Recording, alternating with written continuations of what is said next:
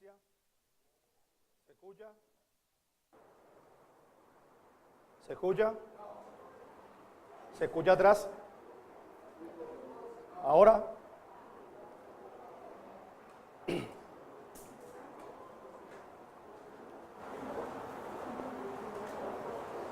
¿Se escucha ahora? Sí. Permítanme orar antes de dar inicio a la escuela dominical. Amado Padre que estás en los cielos, en el nombre de Jesús te damos muchas gracias por tu misericordia, porque la vemos reflejada cada día en nuestras vidas. En Jesucristo nuestro Señor te alabamos, te bendecimos y te glorificamos, Señor, porque tú nos permites nuevamente reunirnos, Señor. Cada domingo tu pueblo viene a adorarte, tu pueblo viene a alabarte, a escuchar tu palabra, a engrandecer tu santo nombre, Señor. Por favor, nosotros te suplicamos que nos hables en esta mañana, que tú nos ayudes a comprender las verdades de tu palabra, que quites toda presuposición, que apartes toda presuposición que tengamos, Señor, en nuestros corazones, y que temas tan difíciles como vamos a tocar en estos domingos que vienen, sean, Señor, para la alabanza y gloria de tu gracia, que cada día comprendamos más quiénes somos, Señor, y sobre todo quién eres. Te bendecimos y te glorificamos, dando un corazón sencillo, humilde para recibir tu palabra y darnos sabiduría, Señor, de lo alto. Te lo pido en el nombre poderoso de Jesucristo nuestro Señor. Amén y amén. Expresaba Juan Calvino en sus Instituciones de la Religión Cristiana que la suma de nuestra sabiduría consiste en solo dos puntos: el conocimiento que el hombre debe tener acerca de Dios y el conocimiento que el hombre debe tener acerca de sí mismo. Una visión corrompida de lo que la Biblia enseña con respecto al hombre lo llevará a tener una imagen incorrecta de quién es Dios y de la salvación. Es por eso que el tema que vamos a abordar hoy es muy importante. Cuando Dios creó al hombre, lo estableció en una relación representativa, en una relación federal o de pacto, donde Adán, actuando como nuestro representante, sería probado en su obediencia, no solo por la ley de Dios que estaba escrita en su corazón, sino que también al mandamiento que le fue dado por el mismo Dios de no comer del fruto del árbol del bien y del mal. En su primer estado, el hombre, Adán, no podía pecar, podía no morir, podía no abandonar el bien. Es decir, que como dice Agustín de Hipona, podíamos decir que Adán gozaba de libre albedrío o libre voluntad para no pecar y cumplir la ley de Dios. Dios prometía vida eterna por su obediencia, pero si desobedecía, la muerte, o como dice literalmente Génesis capítulo 2, versículo 17, porque el día que él comiere ciertamente morirás. Así que Adán, actuando como nuestro representante de toda su posteridad, incurrió en transgresión violando el pacto de obras y trayendo sobre toda la raza humana las consecuencias por su desobediencia. Eso es lo que Pablo nos explica en Romanos capítulo 5, versículo 12. Pablo dice: por tanto, como el pecado entró en el mundo por un hombre, y por el pecado la muerte, así la muerte pasó a todos los hombres, por cuanto todos pecaron. La muerte espiritual y la muerte física fueron imputadas al hombre, y con ello, no solo la muerte física y la muerte espiritual, sino que con ellos fue imputada la corrupción moral. Y esa corrupción moral afectaría todas las facultades de su ser. Todos los hombres nacen naturalmente muertos. Todos los hombres nacen naturalmente pecadores. Y eso es lo que conocemos como pecado original. Mis hermanos, el pecado original no es el primer pecado de Adán como muchos creen, sino que el pecado original son las consecuencias, las implicaciones, los resultados de ese primer pecado, su transmisión. De manera que el hombre quedó completamente incapacitado, completamente inhabilitado para buscar a Dios por sí mismo y por ende buscar su propia salvación. Dicho en palabras más sencillas, hermanos, el hombre tiene una inclinación innata y natural hacia el pecado. Esa inclinación innata y natural hace que él no quiera buscar a Dios. Antes, por el contrario, la idea de Dios no le parece atractiva, le parece repulsiva. Esa es la condición del hombre natural. Y eso es lo que los teólogos han llamado la doctrina de la total depravación. Y es precisamente el tema que estudiaremos en la mañana de hoy, dando inicio a esta nueva serie sobre las doctrinas de la gracia. Así que esta doctrina de la depravación total refleja el punto de vista bíblico del pecado original y el punto de vista reformado del pecado original. Porque la doctrina del pecado original define cuáles son las consecuencias para la raza humana a causa de ese primer pecado de nuestros padres. Como dice el doctor R.C. Sproul, nosotros no somos pecadores porque pecamos, sino que pecamos porque somos pecadores. Pero a pesar de que esta doctrina se evidencia de una forma clara en la Escritura, a lo largo de la historia se han levantado hombres que han objetado sobre ella. Por ejemplo, en el siglo IV, un monje inglés llamado Pelagio llegó a la conclusión que el hombre no hereda el pecado de Adán y por lo tanto el pecador es condenado solamente por su propio pecado y no porque haya heredado una naturaleza corrupta de sus primeros padres. Pelagio entendía que el hombre, incluso el hombre aún, el hombre natural, el hombre no regenerado, tenía libre albedrío, que su voluntad era libre para poder elegir a Dios. Por supuesto, esta herejía fue rebatida por un monje de la misma época, Agustín de Hipona, quien bíblicamente demostraría que ni la voluntad es libre, ni el hombre es capaz de buscar a Dios. Agustín batalló contra las enseñanzas de Pelagio, a tal punto que en el siglo V Pelagio fue declarado como hereje.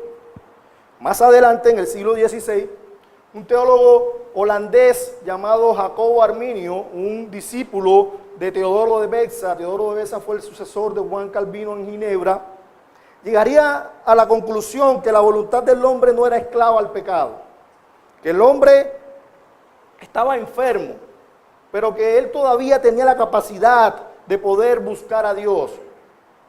Así que esta enseñanza de Arminio tuvo un gran impacto y gustó en la sociedad. Más adelante, un año después de la muerte de Arminio, sus seguidores le elevaron una protesta ante la nación de Holanda, tratando de cambiar la posición calvinista en cuanto a la salvación que la iglesia había abrazado, y dieron a conocer 5 puntos doctrinales. Los 5 puntos doctrinales que ven en la pantalla.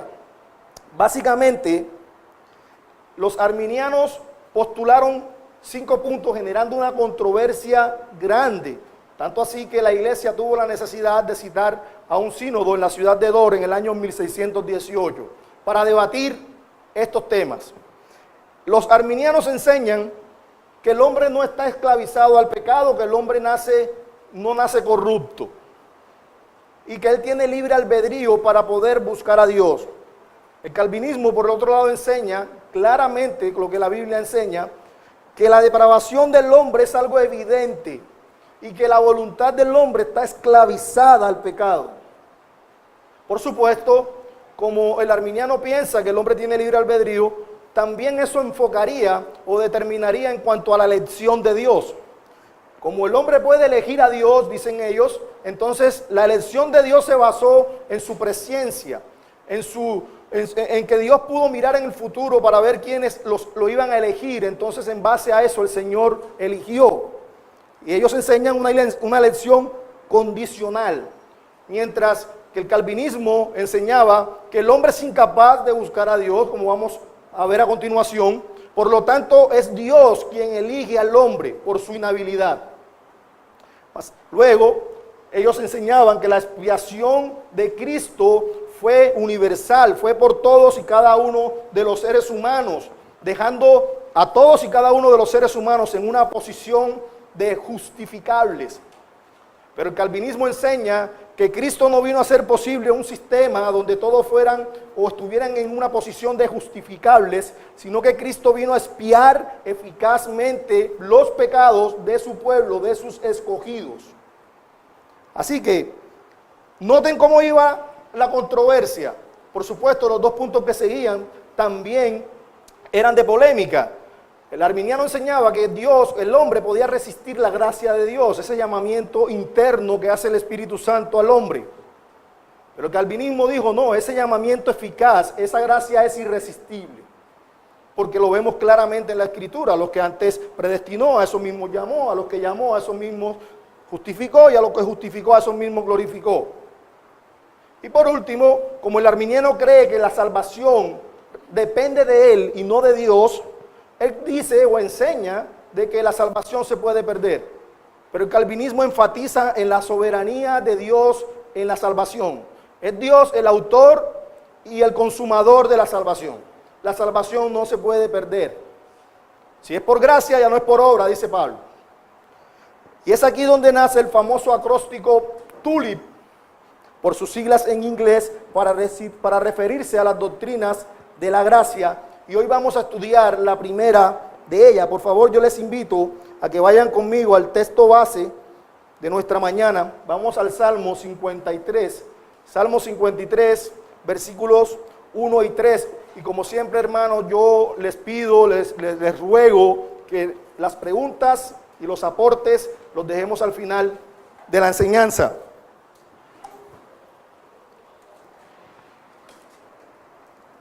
Salmo 53.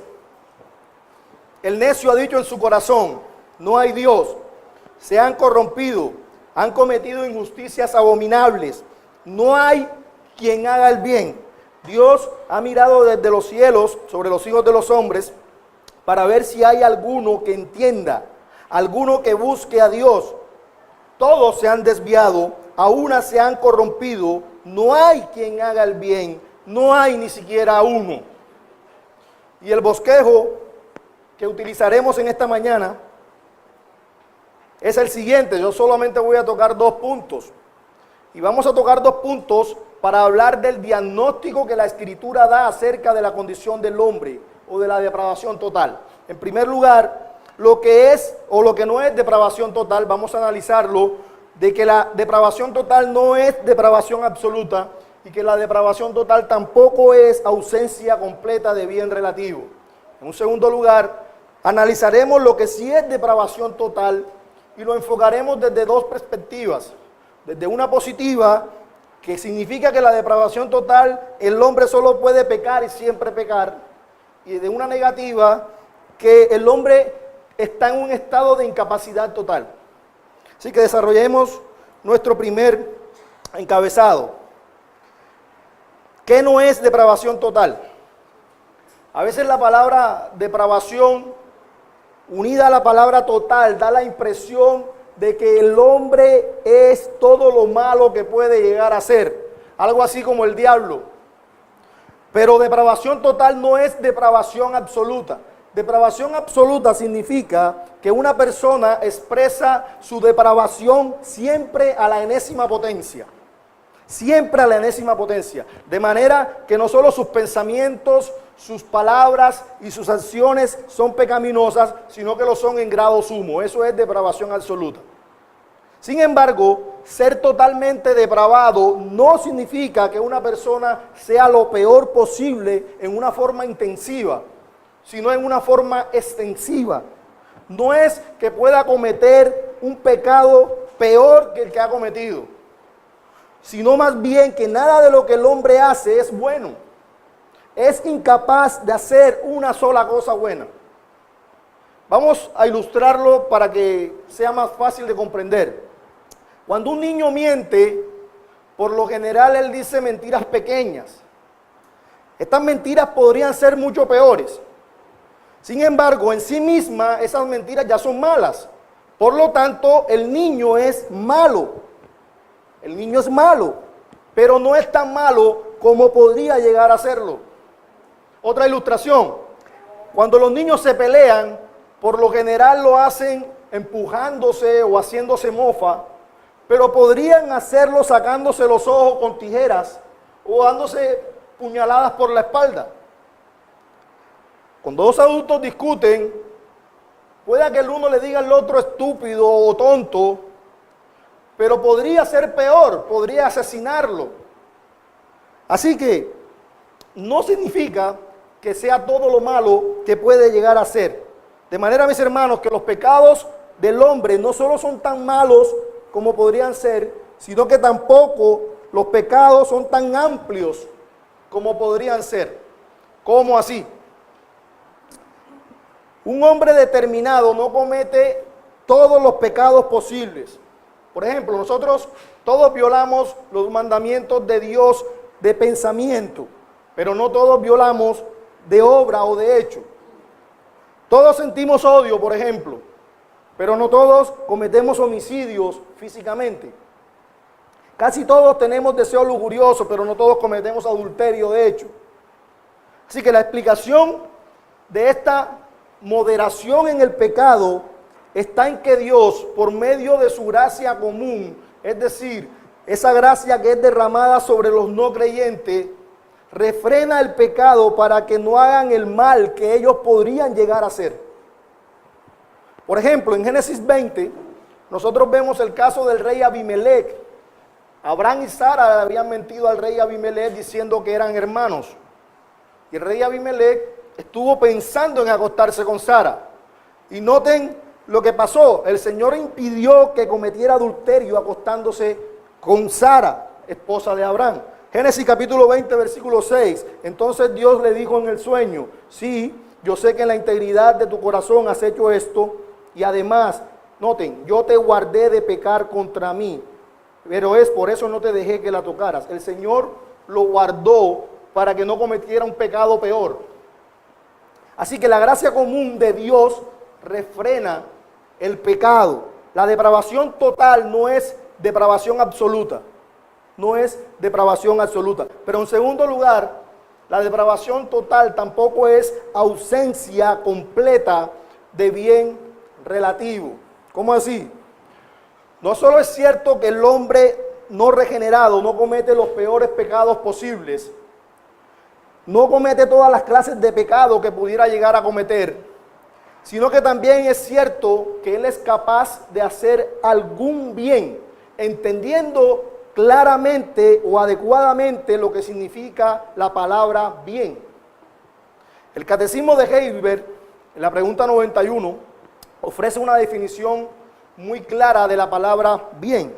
En su respuesta a la pregunta 91, que dice cuáles obras son buenas, el Catecismo responde: solo las que se hacen por fe verdadera, de acuerdo con la ley de Dios y para su gloria.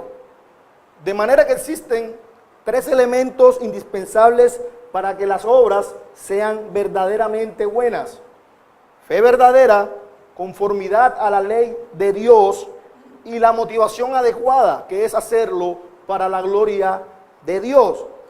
El Señor Jesucristo dijo a sus discípulos en Mateo capítulo 5, versículo 16: así alumbre vuestra luz delante de los hombres, para que vean vuestras buenas obras y glorifiquen a vuestro Padre que está en los cielos. No que los glorificaran a ellos, sino que glorifiquen a vuestros padres que está en los cielos. Una obra relativamente buena en lo exterior quizá pueda parecer buena, sin embargo puede no haber nacido de verdadera fe y no haber sido hecha para la gloria de Dios. Por eso es que las obras, según el estándar de Dios, deben tener esos requisitos o esos elementos. Por eso se les llama obras relativamente buenas. Obras relativamente buenas. Pero ilustrémoslo. Por ejemplo, un no creyente hace una donación de $1.000.000 a la Cruz Roja para que lo alaben, para que digan que él es una persona generosa. El donativo en lo exterior está conforme a la ley de Dios, pero como no nace de verdadera fe y él no lo hace para la gloria de Dios, es pecaminoso. No es una obra buena, es relativamente buena. Un soldado no creyente, por ejemplo, que en el campo de batalla hace una labor de valentía y de honor para con sus grupos y se lanza sobre una granada para proteger la vida de sus lanzas, de sus compañeros. Esta heroica acción de este soldado no creyente no es una buena obra. Es una obra relativamente buena. O al no creyente que arriesga su vida para lanzarse y rescatar a un niño que va a ser atropellado por un camión. O al pagano blasfemo que ayuda al mendigo en la calle. O al judío que dona parte de sus propiedades para que construyan parques. O al unitario que regala $100 millones para construir bibliotecas. O al vecino ateo que es respetable, que es buen esposo, que cuida bien su casa y su hogar, incluso es honesto en sus negocios, pero que rechaza el señorío de Jesucristo. Todas estas ilustraciones, hermanos, nos muestran de que hacen falta dos ingredientes: fe y la motivación de hacerlo para la gloria de Dios. Por ende, no es una obra buena según el estándar de Dios. Es una obra relativamente buena. Y no es que las obras, que estas obras no sirvan de nada, porque es mejor ser un buen padre que no serlo. Pero sin embargo, eso solo tiene tiene importancia en esta vida, porque para Dios esas obras no son buenas obras, son trapos de inmundicia delante de Él, como dice Isaías capítulo 64, versículo 16. Isaías dice que la suma, que todos nosotros somos como suciedad y que la suma de todas nuestras justicias, es decir, la suma de todas nuestras buenas obras, son como trapos de inmundicia delante de Él. Por la única obra en la cual somos aceptos delante de Dios es por la obra de Cristo. Por la obra de Cristo. De manera que el no creyente no puede hacer buenas obras según el estándar santo de Dios. Son agradables a Dios en un sentido relativo. En un sentido relativo. Entonces vemos que la depravación total no significa que los hombres no cometan todos los pecados posibles y que los pecados que cometen no siempre son todos tan malos como pueden llegar a ser. Además, la depravación total tampoco es que exista una ausencia de bien relativo, sino que el hombre puede hacer, por el ejercicio mismo de la gracia común de Dios, el hombre puede hacer cierto bien relativo. Incluso, gracias al ejercicio de esa gracia común de Dios, Dios puede refrenar la maldad del hombre para que no cometa las cosas más abominables que sí podría llegar a cometer. Así que esto es lo que no es depravación total. Entonces, ¿qué sí es depravación total? Eso nos lleva a considerar nuestro segundo encabezado, lo que sí es depravación total. Y desde un punto positivo, o desde un enfoque, o desde una perspectiva positiva, depravación total significa que el hombre solo puede pecar y siempre pecar. Noten lo que dice el versículo 1 del Salmo 53 que acabamos de leer. El necio ha dicho en su corazón: no hay Dios. Se han corrompido, han cometido injusticias abominables. No hay quien haga el bien. No hay quien haga el bien. Aunque afirmamos que el hombre natural, el que no ha sido regenerado por el Espíritu Santo, puede hacer el bien relativo, es necesario volver a insistir en que incluso ese bien no es fundamentalmente verdadero bien, sino que es un bien relativo. Y la razón de esto, ya lo habíamos dicho, porque carece de fe y carece de la motivación adecuada, que es la gloria de Dios. Así que en el sentido más profundo, ese bien relativo que el hombre hace no es otra cosa que pecado y maldad. Todo el bien relativo que el no creyente pueda realizar, al final es pecado, a la final es maldad. La depravación total significa que el hombre natural nunca puede hacer ningún tipo de bien que sea fundamentalmente agradable delante de Dios, sino que por el contrario, el hombre natural siempre hace el mal, siempre hace el mal. Y este es el testimonio que nosotros encontramos en las Escrituras. Noten, el necio ha dicho en su corazón, no hay Dios. Se han corrompido, han cometido injusticias abominables, no hay quien haga el bien. Y en Génesis capítulo 6, versículo 5, se nos dice que la maldad de los hombres era mucha en la tierra y que todos los designios de los pensamientos del corazón de ellos era de continuo solamente el mal. Y fíjense cuidadosamente, hermanos, que la descripción de la maldad no era poca, era mucha. Llegaba hasta lo más recóndito del corazón del hombre, no solo a su corazón, no solo a los pensamientos de su corazón, sino también al designio de los pensamientos del corazón. Esas actitudes íntimas que tiene el hombre. Solo la Biblia era solo el mal, lo eran continuo siempre al mal. Y luego en Génesis capítulo 8, versículo 21 va a añadir que eso no era así desde cuando el hombre ya era maduro, sino que también era así desde su juventud. Desde su juventud, la inclinación de su corazón es de continuo siempre al mal. Jeremías capítulo 17, versículo 9 nos dice que el corazón del hombre es engañoso y perverso. ¿Quién lo conocerá? Y el testimonio de la mayoría de los cristianos concuerda con el de Jeremías. Incluso después de que nosotros hemos sido regenerados y conocemos mejor estas cosas, nos resulta aterrador saber o darnos cuenta cuán hipócrita, engañador y malo es nuestro corazón, debido al remanente de pecado que aún mora en nosotros. Es por eso que aún nosotros, siendo creyentes, debemos filtrarlo todo por la Escritura. Todo debe ser, la Escritura debe ser el filtro que nosotros utilicemos. El salmista dice en el Salmo 51, versículo 5, que esta depravación se aplica incluso en el recién nacido. He aquí, en maldad he sido formado y en maldad me concibió mi madre. Y en el Salmo 58, versículo 3, va más allá, no en el recién nacido, sino en el embrión. Dice que desde que era un embrión, desde la matriz, el hombre se descarrió hablando mentira desde que nacieron. Y muchos me dirán, pero es que el bebé recién nacido no puede hablar. Sí, pero sí manipula. El bebé recién nacido puede manipular a sus padres con el llanto, por ejemplo. ¿Y quién le enseña a un bebé recién nacido a hacer eso? Es la inclinación propia de su corazón, es su naturaleza. Está inclinada hacia el mal.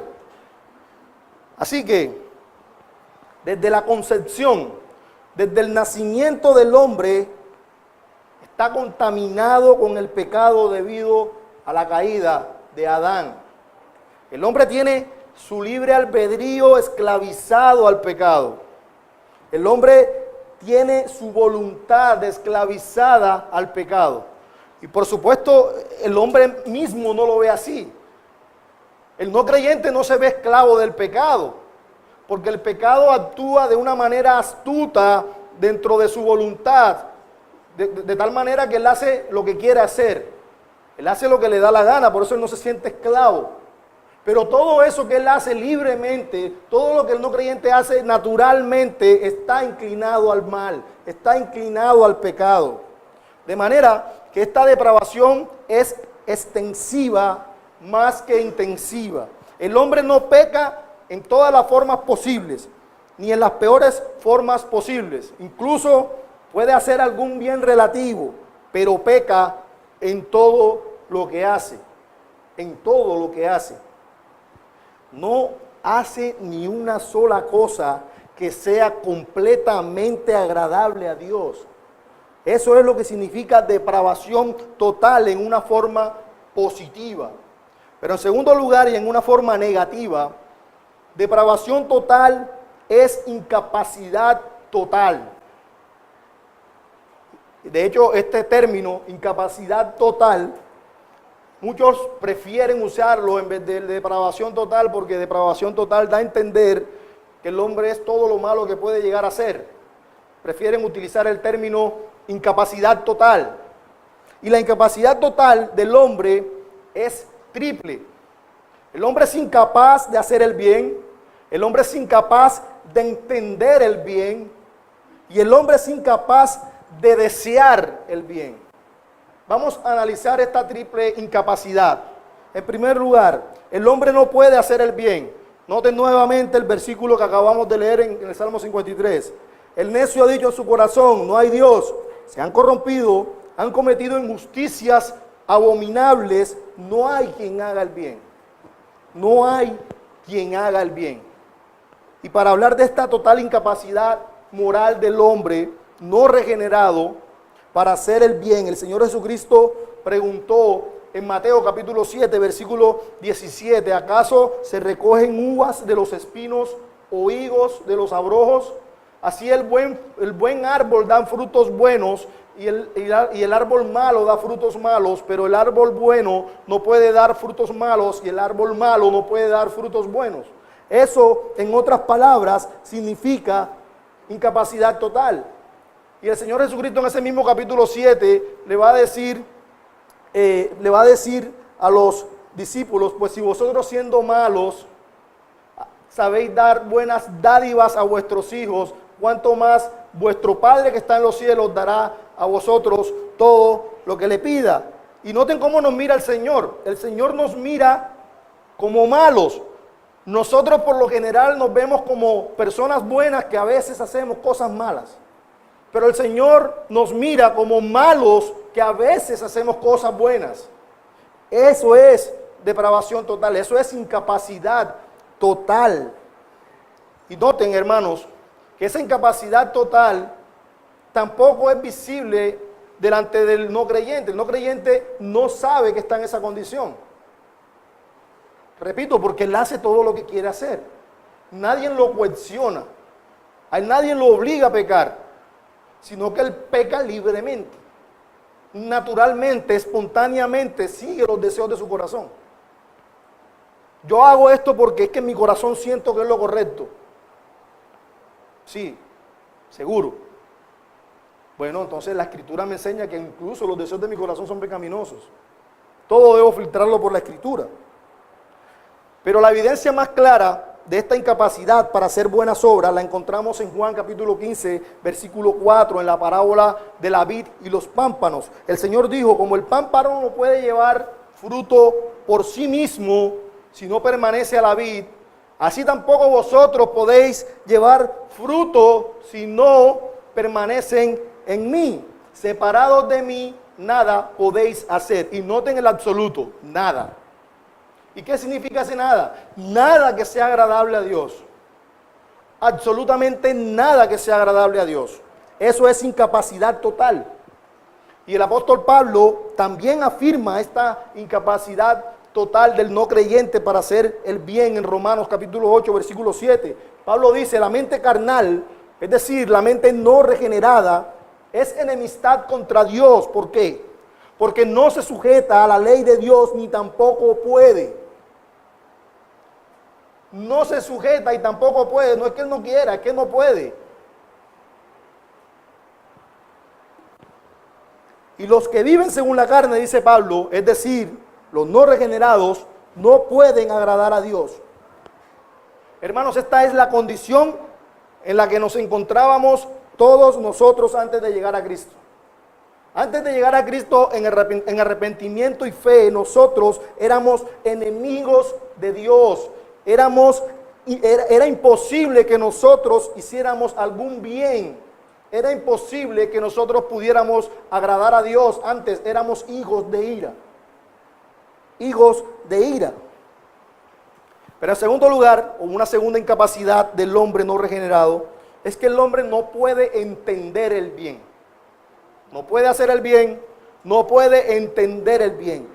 Versículo 2. Dios ha mirado desde los cielos sobre los hijos de los hombres para ver si hay alguno que entienda. Noten.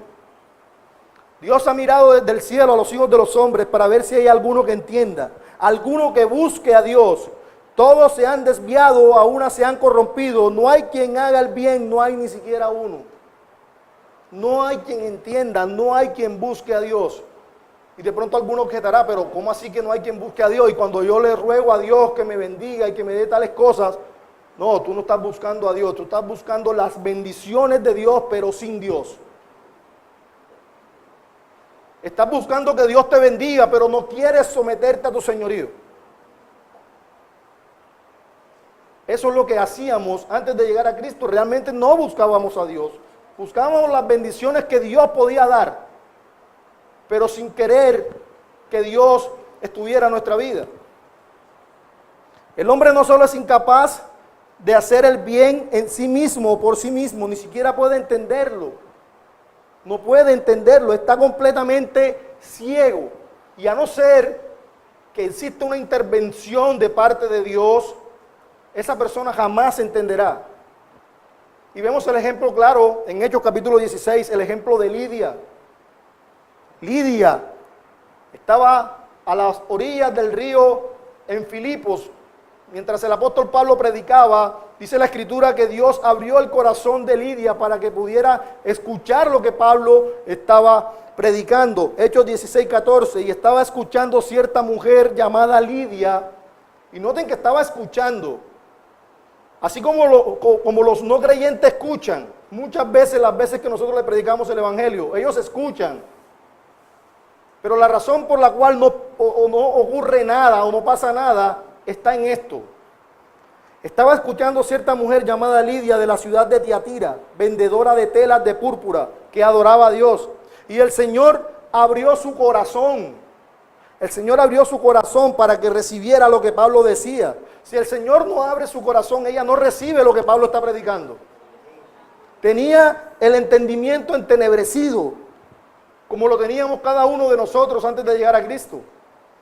Nosotros escuchamos el evangelio porque Dios hizo una obra en nosotros antes. No fue porque éramos más inteligentes de los que no creen. No, lo que pasa es que es muy bruto, no entienden. No, no es eso. Fue pura misericordia, fue pura gracia. Cuando estábamos sin Cristo, nosotros, hermanos, nosotros andábamos con el entendimiento entenebrecido, andando en la vanidad de nuestra mente, por la ignorancia que había en nosotros. ¿Saben qué? Por la dureza de nuestro corazón. Y alguno me dirá, hermano Gerley, ahí sí que voy a discrepar contigo, porque yo no era así. Cuando yo estaba sin Cristo, yo era muy religioso. Yo estaba equivocado, sí, pero iba a misa.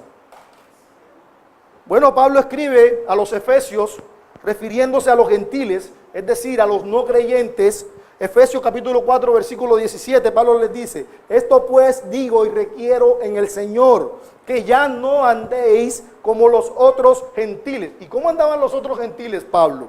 Que andan en la vanidad de su mente, teniendo el entendimiento entenebrecido, ajenos de la vida de Dios, por la ignorancia que en ellos hay, por la dureza de su corazón.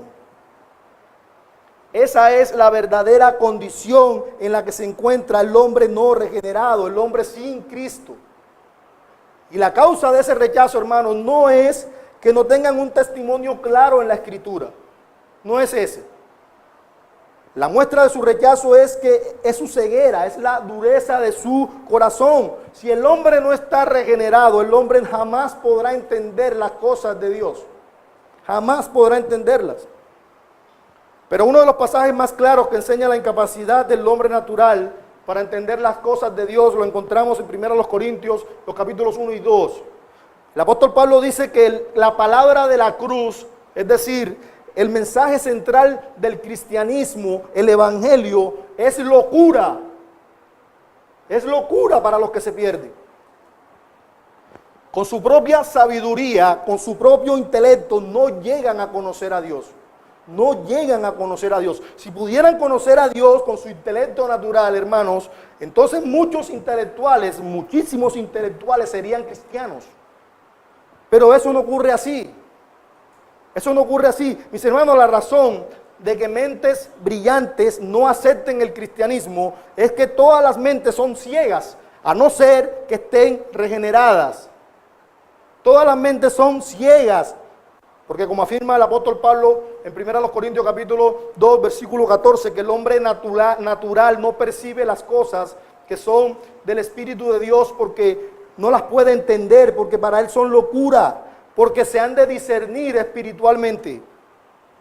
En otras palabras, sin el Espíritu Santo uno no puede entender las cosas de Dios.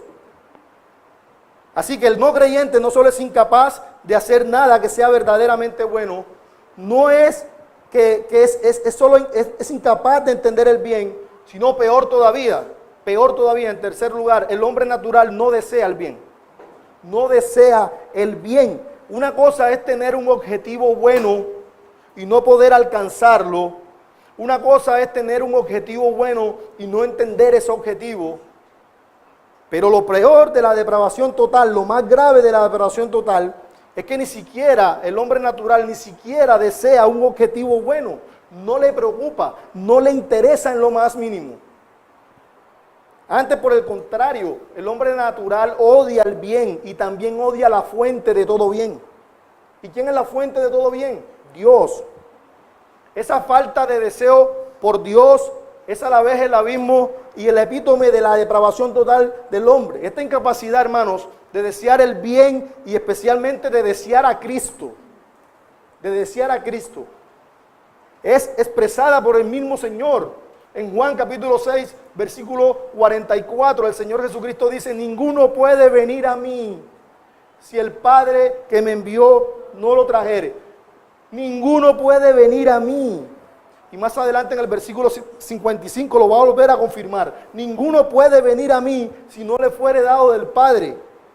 He aquí la depravación total. El hombre no puede escoger a Cristo, ni siquiera puede dar el primer paso para ir a Cristo. A no ser que ¿qué? A no ser que el Padre lo atraiga. ¿Sabe por qué tú y yo llegamos a Cristo? Porque el Padre nos atrajo. De lo contrario, no estuviéramos hoy aquí.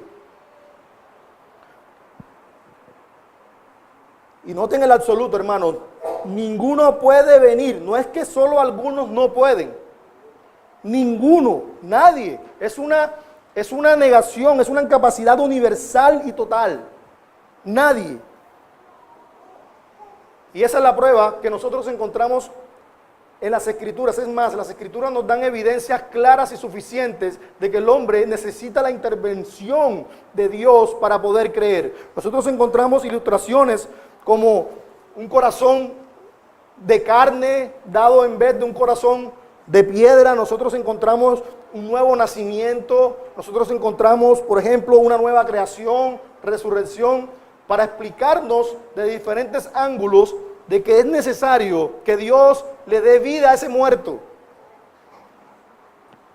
Por ejemplo, en el Antiguo Testamento Ezequiel enseña de que el no regenerado tiene un corazón de piedra, un corazón muerto, insensible, pero que Dios prometería que le daría el Espíritu a su pueblo y colocaría en ellos un corazón de carne, que está vivo, y entonces tendrían la capacidad de poder ir a Dios.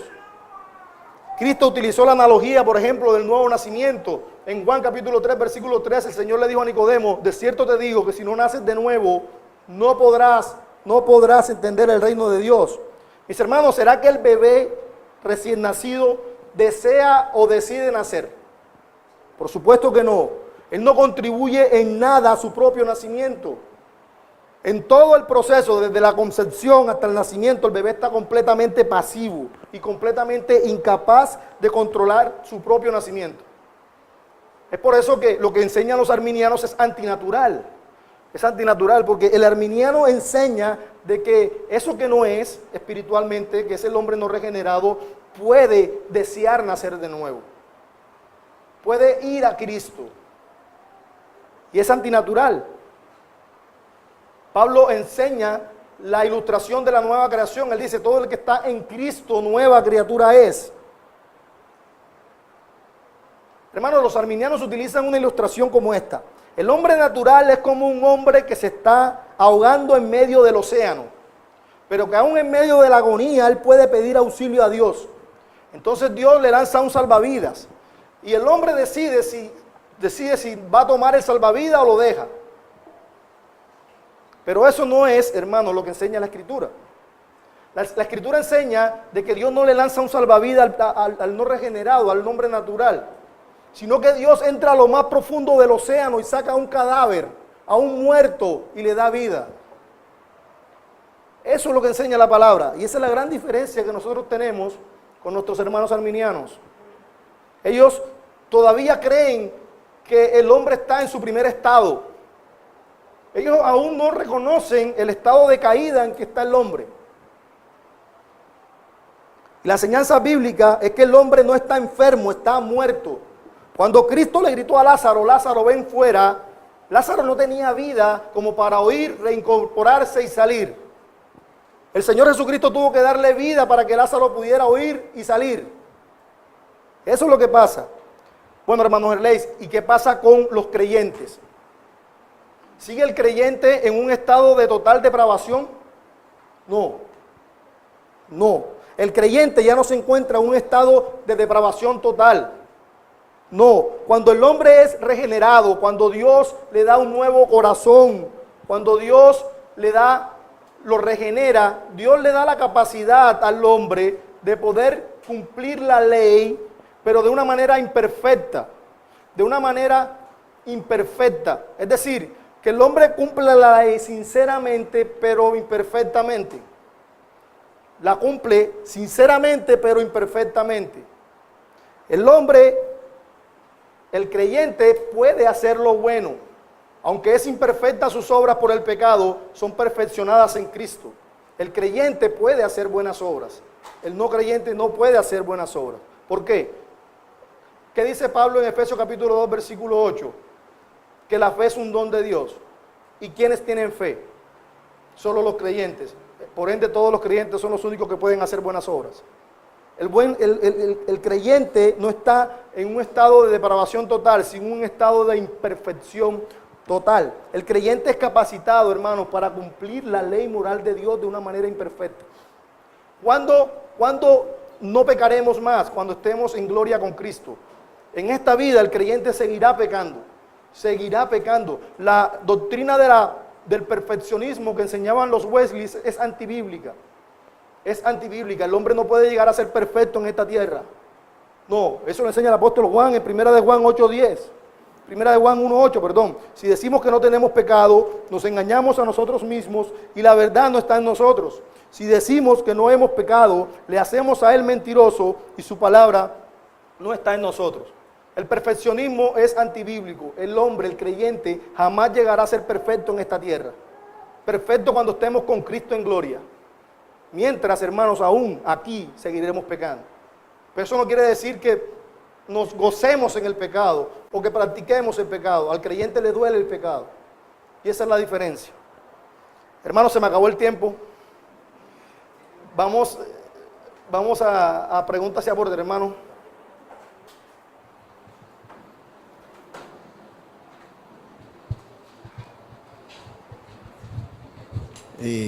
Le damos gracias a Dios por este tiempo tan hermoso. Quiero añadir o cerrar, si es posible, haciendo el comentario de que esto es una de las enseñanzas principales, prioritarias, primarias para un cristiano. Yo viví casi 15 años en el cristianismo, en las iglesias comunes y corrientes, creyendo que yo había buscado a Dios, porque realmente yo andaba en el mundo, en medio de la miseria del mundo, y leía la Biblia, me aprendí el Salmo 23, y cuando el Señor me llamó, yo consideré que Él lo había hecho porque yo se lo había exigido. Cuando llegué aquí, hace tanto tiempo, tuve esa discusión con el pastor Alex, porque le dije, yo busqué a Dios. Venía sacando pecho, como la mayoría. Y en ese momento llegó la claridad a mi vida, y esa claridad lo que me trajo fue gozo. Amén. O sea, entendí que esa es la realidad de nuestra vida. Nosotros no buscamos a Dios porque estábamos muertos. Y un muerto no tiene la posibilidad de buscar a nada bueno, además de muertos perversos en nuestro mundo. Entonces es importantísimo entender esto para poder seguir caminando. Y a partir de ahí, esto nos llena de un gozo inefable, entender que somos escogidos. Amén. Qué hermoso saber que Dios se fijó en nosotros y metió la mano en ese barro y nos alzó, nos levantó y nos hizo nueva criatura. Eso es para nosotros lo más grande que tenemos y el compromiso más grande que tenemos con Dios. Dios les bendiga. Amén, el hermano. De hecho, esta doctrina no es solo para el no creyente, sino es un recordatorio a los cristianos del estado tan putrefacto de donde nos rescató el Señor. ¿Nos podría explicar un poco sobre la responsabilidad del hombre? Si el hombre es depravado totalmente, es decir, es incapaz, no puede hacer el bien, no es que no quiera, sino que no puede, como usted lo explicó, y ese hombre llega a morir porque Dios lo condena, si él no podía. Bueno, a lo largo de la historia han existido dos significados de libre albedrío. Yo creo que mejor es necesario explicarlo. Cuando los reformadores hablaron del libre albedrío en el siglo XVI, ellos se estaban refiriendo a esa supuesta capacidad que el hombre tenía para poder buscar a Dios. En ese sentido, los reformadores dijeron, no, el hombre no tiene libre albedrío, el hombre es incapaz de buscar a Dios, el hombre es un esclavo del pecado. Pero 100 años después, en el siglo XVII, cuando se escribieron las grandes confesiones de fe, se estaba tocando otro tema diferente con respecto al libre albedrío. ¿De qué se estaba hablando específicamente? Se estaba diciendo de que el hombre, como agente moral, es un agente responsable. Cuando en la confesión de fe enseña de que la elección no anula el libre albedrío humano, lo que está dando a entender es que el hombre es responsable de lo que hace. El hombre no es un títere. El hombre hace naturalmente, libremente, lo que él hace. El hombre tiene voluntad. Lo que sucede es que esa voluntad está dañada. Esa voluntad está esclavizada al pecado. El hombre no es coaccionado para actuar o no es coaccionado para pecar. Él peca libremente. Por eso él es responsable. El hombre perdió la capacidad, pero no la responsabilidad. Eso sucede. Entonces es bueno hacer la aclaración. Sí. Bueno, hermano, vamos a orar. Padre, te damos gracias, Señor, por tu palabra. Gracias por esta enseñanza. Por favor, que sea de gran utilidad, de gran edificación para mis hermanos. Sabemos